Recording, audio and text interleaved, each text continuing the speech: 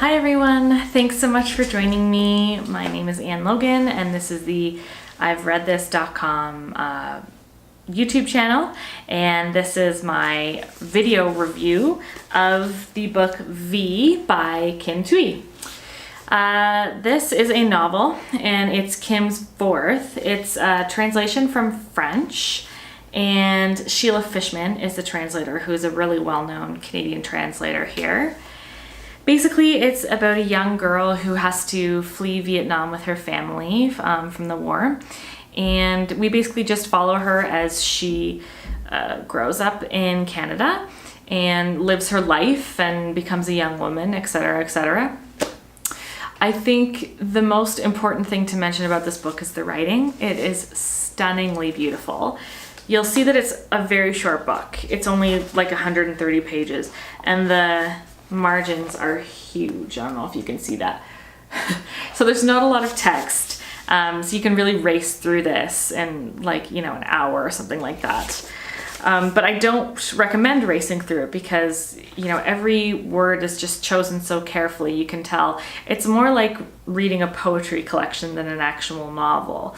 There's not a lot of dialogue. The plot's kind of disjointed. It's more about the descriptions of the characters and the descriptions of the landscapes, that sort of thing. So you really get a sense of the environment around V, the main character, rather than exactly what's happening to her. It's more about how she's feeling. What else was I gonna say? The book really focuses on the relationship between men and women and women and women. So the women in this novel tend to want to shrink into the background and prop up the men that they're with.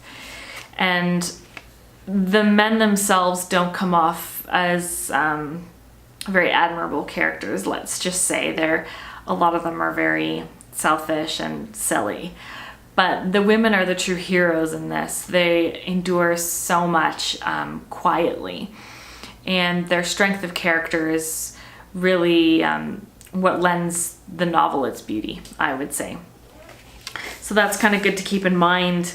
I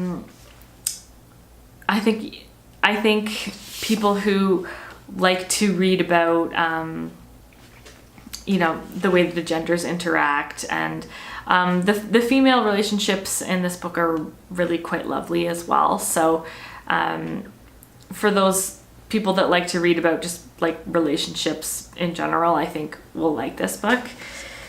I'm really excited about V in particular because I'm going to be interviewing Kim in a few weeks in October for WordFest. I'll probably post this video before that. So if you guys can think of anything that you would like me to ask him, and it's a reasonable question, just include it in the comments below and I'll add that to my host notes because I'm just doing all of my research right now. So yeah, anything that you can pass along to me would be really useful. This is her fourth book, and I actually haven't read any of her other work yet, which I'm really embarrassed to say because she's kind of a Canadian treasure. She's won the Governor General's Award for fiction, and I think she was shortlisted for the Scotiabank Giller as well. So she is a best-selling writer here in Canada. So it's kind of embarrassing that this is the only book of hers that I've read. So there you have it.